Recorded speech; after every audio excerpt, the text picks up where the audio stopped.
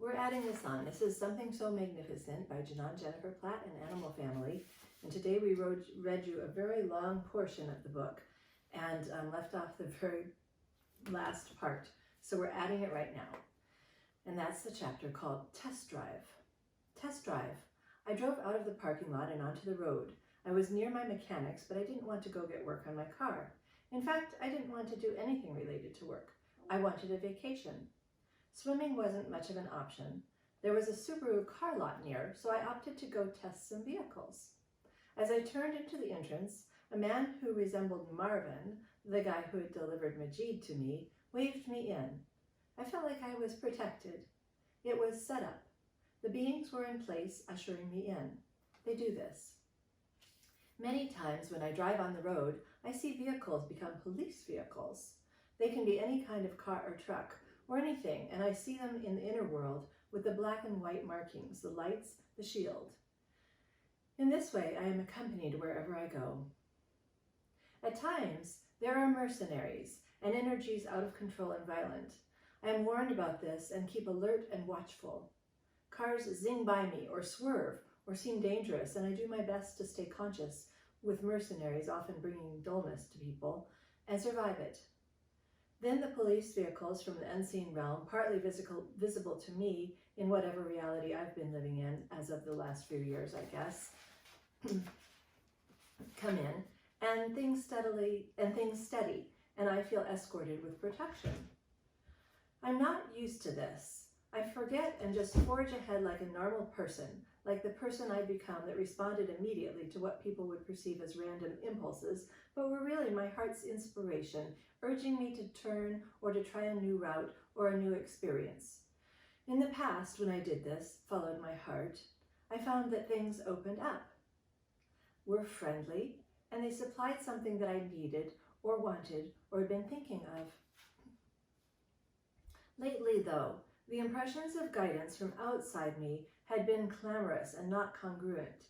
It's been hard for me to find my heart's message at times because I've been worried and anxious.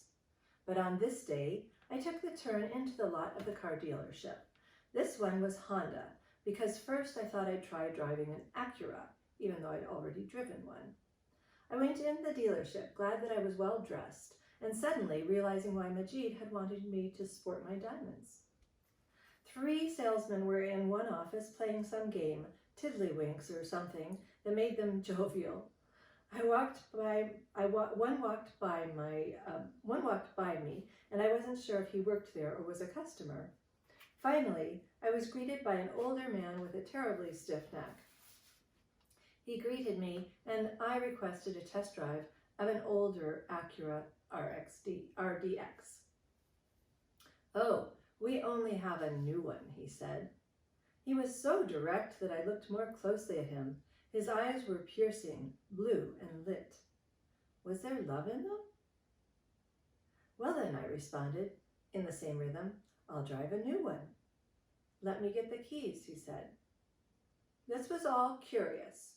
I'm in sales and a consummate. He had not asked anything sales-related. Nor had he asked for a credit check, about my financing potentials, or for my driver's license. When he returned, he led me to the car and got it started. Then he said, "You can take it on your own." This was new as well. I was looking to have lunch at an Indian restaurant, I mentioned for some reason. "There's a really good one on 75th, he said. "Do you know where the Burger King is?" he asked. "No," I said. "The King Soopers?" he asked. "No," I said again. "The gas station?" "No," I shook my head. "Well, you'll find it," he said. "That's a good test drive. Enjoy it," he said. "You mean go have lunch on my test drive?" I asked. I looked at him. Definitely he is one of the ones, I thought, with his eyes fully illuminated. I suspected that he was one of the doctor's teachers, or from his lineage. And even more, I suspected that he was the yogi Sat Chit Ananda. I just had a feeling it was him. "Yeah," he said. Then he gave me the key, that actually wasn't a key since it was a remote control vehicle, and he let me get in and get comfortable, and he left. Now, the sum of the story is that I drove that Acura for a couple of hours. On the way was a man with his eyes all lit. He told me something with a sign. I never found the Indian restaurant. The vehicle was heavy, had a strong engine, and didn't respond to the brake as quickly as I felt necessary for safety. When I returned, I gave the salesman the keys. He didn't ask for more. I said thank you, and I left. So that is the final part of the appointment in Boulder. We'll just call that whole story The Appointment in Boulder. Thank you so much for joining us today. Here's Rosie. Oh, Rosie's. The Rosie. Rosie. That's a Rosie girl. Come on, Rosies. All right, Tigger. We're going to read. Okay.